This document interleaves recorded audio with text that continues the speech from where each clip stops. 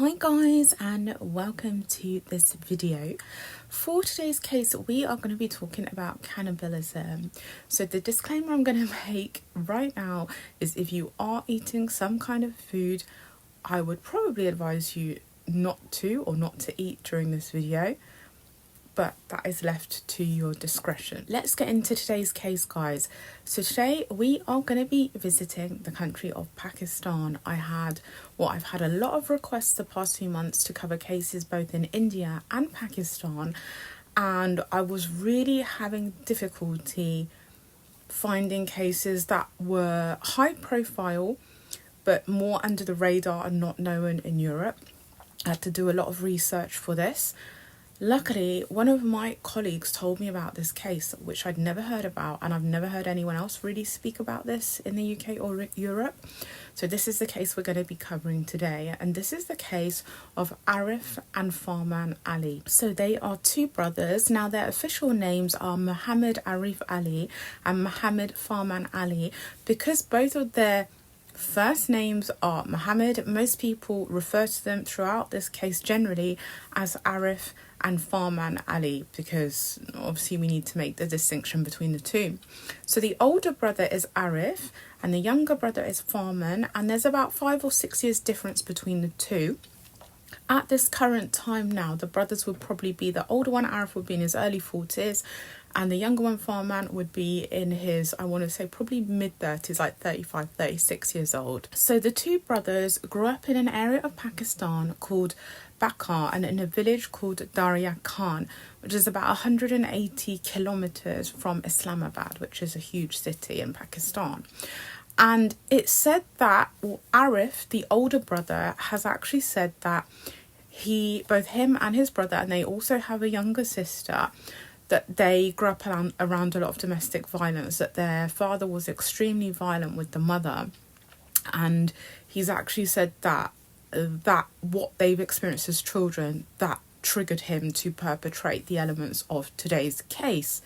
However, it's really unsure as to whether this is correct or not. And their younger sister, so she was apparently had a mental health condition, and it's not really known what condition she had, but it wasn't like anxiety, depression or something like that. It was a really very severe one apparently, so she wasn't able to sort of look after herself, and so she lived with the two brothers. The older brother Arif, he got married and he had a wife and one child, and the younger brother Farman, he also got married and he had 5 kids with his wife. However, the two wives, each in turn essentially, became tired of their husbands, and they ended up both leaving subsequently with the children. So in the end, it was just Arif, Farman, and the younger sister, we don't know her name, all 3 of them living together kind of in isolation. And it's said that the older brother Arif, he had a drug addiction to I think it's heroin. So he was obviously not in a good situation. And the younger brother, so Farman, it said that he also apparently had a mental health condition, like a very severe one, which was not going treated essentially, a bit like the sister. So all 3 of them were living together. So obviously this was not a good situation.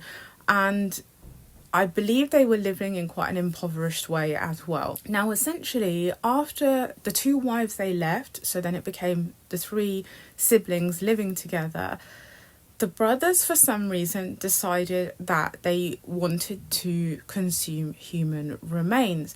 And as I was saying earlier, Arif was saying that the events they experienced during childhood, this is what triggered him to think that he wants to consume human corpses. So they keep going to this graveyard in the late hours of the night, before dawn occurs, so when it's dark basically, with a huge kind of sack, and both the brothers are going with all these tools and they're digging up all these human remains. And it said that the graveyard attendant man that's supposed to, supervise the graveyard, he would see them come and go. So when he's coming very early in the morning, when the sun is just rising, he's seeing them basically leave the graveyard. But he didn't really clock that they're digging up people's graves. He just thought, oh, these are people that want to come and visit their relatives at the graveyard, basically. So he would see them leaving, and they were coming quite regularly, like all the time. They were coming to these graves and then leaving with a sack in the very early hours of the morning, like continuously. Essentially, they were taking all these corpses home and they would be cooking them up on the stove and making curries out of them, right? And this went on between around 2011 and 2012 kind of time. So this went on for a good 2 years, right?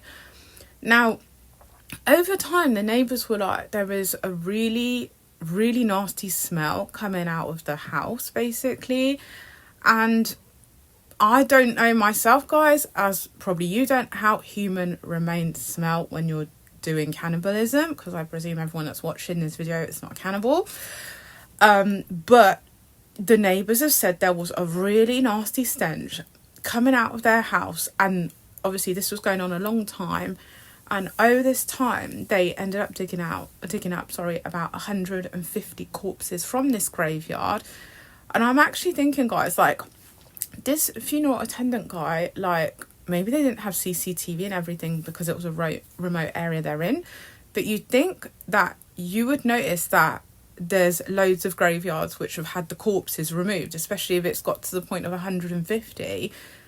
How would you not notice that, right? Anyway, so they're cooking all these human remains up, they're eating them, and then all the bones, like most people who would, people who would commit crimes to do with human corpses would probably think to dispose of the bodies or the bones or what's left, or bury them, or I don't know what. But they were just throwing all the human remains, like the bones, in their backyard, and there was loads and loads and loads of them, right?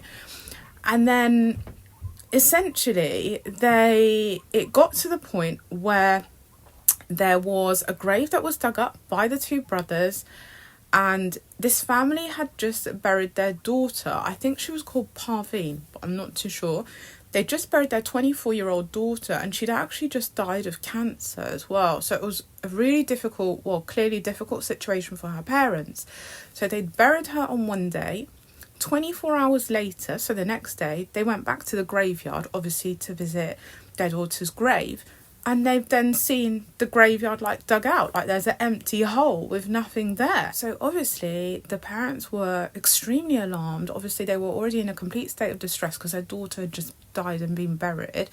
So they went to the police, and the police started the search to find where their daughter's missing remains, like where her corpse was. And because there'd been all these complaints, this had been going on, guys, for about 2 years. It wasn't like one, it was hundreds of complaints. The police kind of somehow linked 2 and 2 together. They ended up rocking up at the brother's house. So this was probably around the time of 2011, something like this. Maybe this was going on since 2009, but the arrests, I think, were done around 2011. So the police turn up at the brother's house, and when they walk into the house, the stench and the smell is literally unbearable. The first thing they notice is there is all these bones in the backyard, and it's very clear that they're not animal bones because of the shape and the size and the way they look and everything. It's very clear that they're human remains, and there is loads of them all over the ground in the back garden. And then the police officers that enter the house, so the head police officer, superintendent, he is like, obviously there's this stench in the house, and there's actually something cooking on the stove when they walk into the house, right? So they look over at the stove because they can see there's something on it, and the smell is coming out of there, right? And when they look over to the stove in the pot, there's a leg, half a leg that's been chopped up, that is in that stove cooking when they actually physically walk in there. They start going around the house to obviously do I can't even say an inspection, like start their investigation and find out what's going on, right?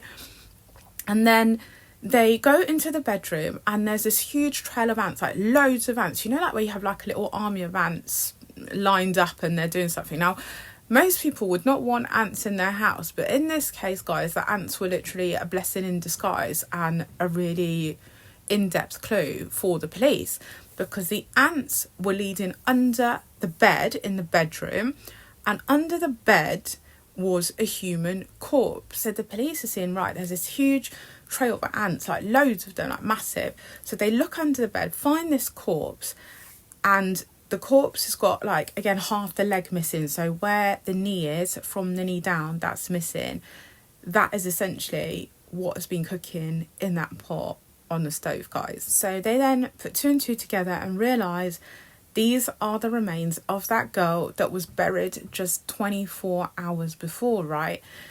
Now, the thing is a lot of people don't know that in Pakistan, there is no law against cannibalism. Most countries now have laws against it. So even if you didn't commit that murder to consume that person, if you're digging up graves, you're eating human flesh, etc., that is a criminal offence, right? In Pakistan, to this day, right now, it's still not a criminal offence to commit acts of cannibalism. So the problem is even if they arrest these two brothers, they actually have not committed technically a criminal offence, right?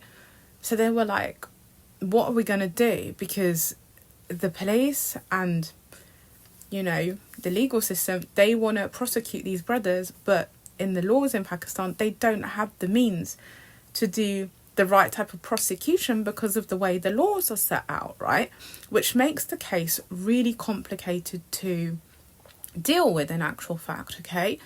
So obviously they technically stolen the body of this poor girl who was buried 24 hours before. They walked in, obviously they've seen the evidence firsthand in front of them of what's going on, and they were like, how are we going to deal with this? So what they decided to do is they sentenced the brothers for essentially desecrating the corpses, so essentially chopping up the corpses and stealing them, etc., etc., but not for the fact that they were eating them, you know, like for human consumption, essentially. So at that point, the brothers have gone to prison for 2 years. So they went to prison between 2011 and 2013, right?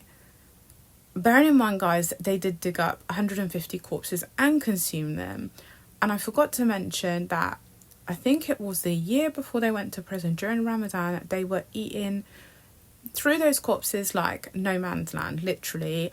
And apparently it's the day after Ramadan in 2011 that this was actually discovered, right?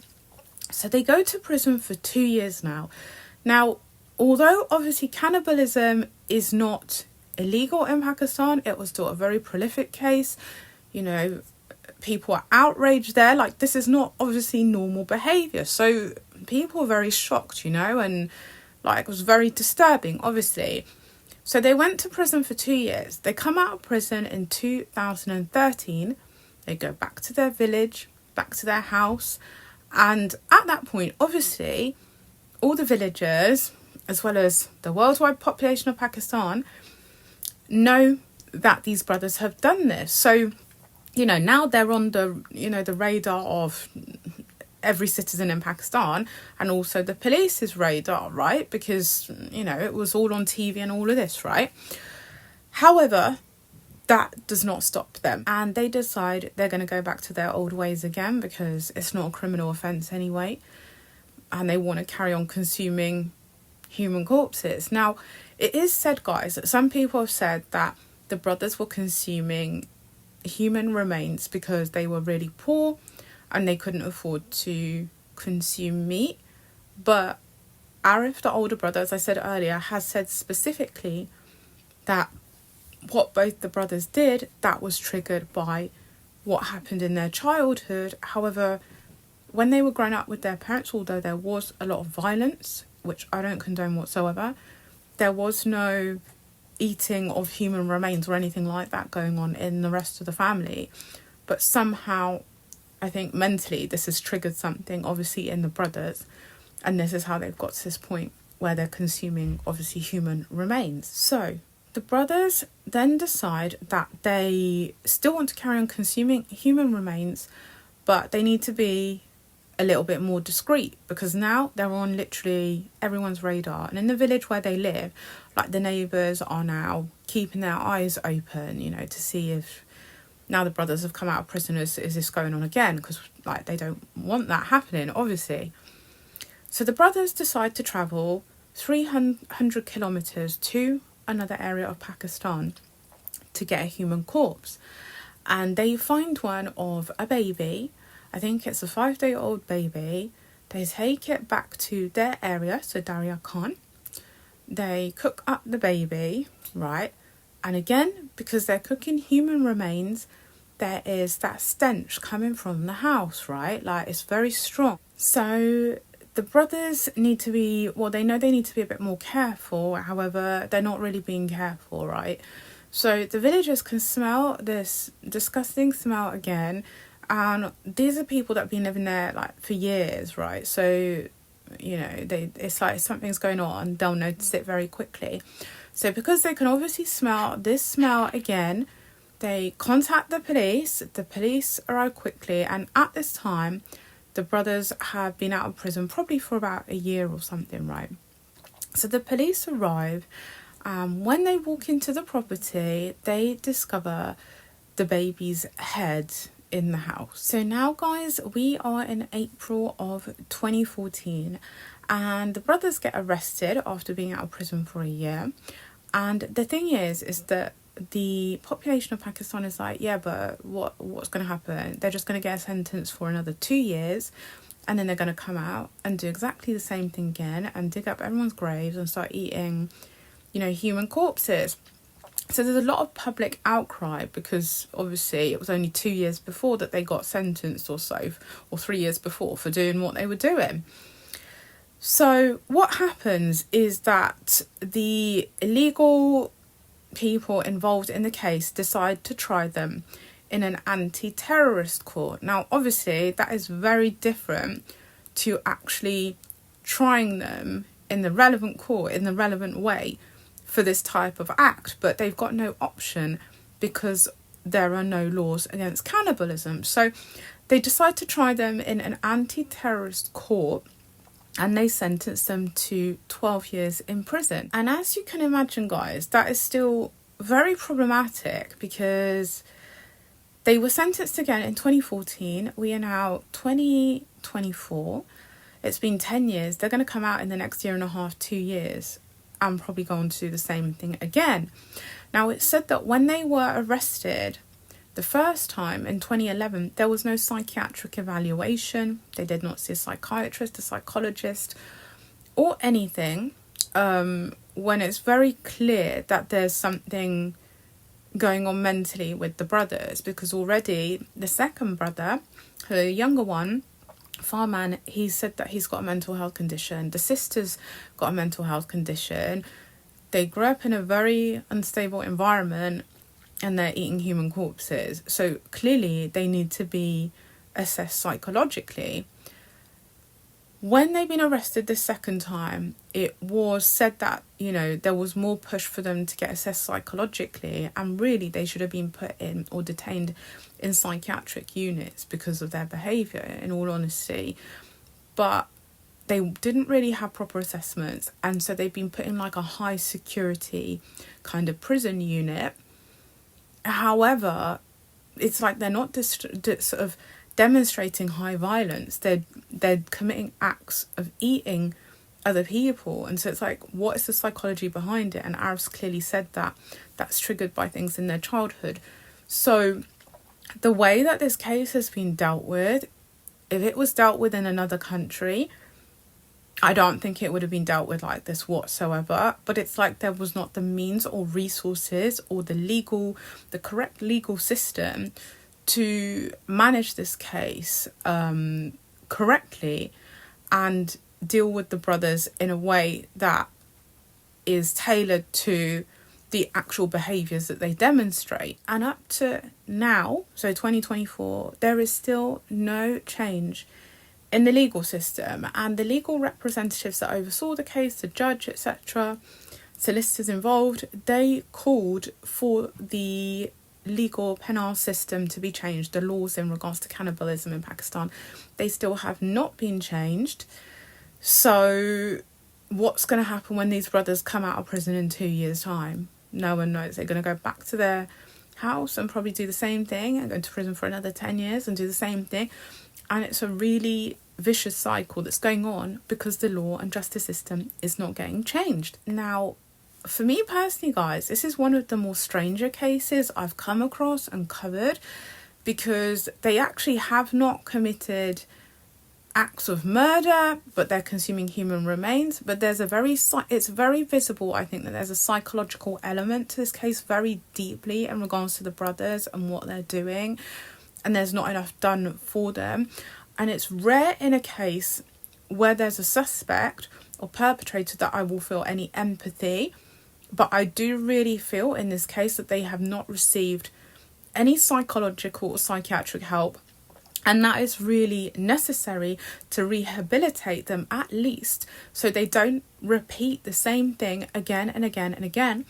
And also, it's very, very clear that the law needs to urgently be changed, because in my opinion, I would imagine if they're doing this and there's no laws against this, there must be other people potentially committing acts like this that are going under the radar that no one knows about because there's no laws against it. You guys, as always, let me know your thoughts on this case down below. Let me know if you've heard about this case before today, or if you're even from Pakistan and you know a bit more about this case and what's going on, and if they did get any psychiatric help or anything, because till today I've done a lot of research on this and I haven't seen that they have. Like, nothing's evolved really. So you guys let me know your comments and thoughts down below. As always, you can leave me case suggestions for international true crime cases. If there's anything that you come across that you think I should cover, please do let me know and I'll be happy to look into it. And I will see you guys very, very soon, of course, for another video.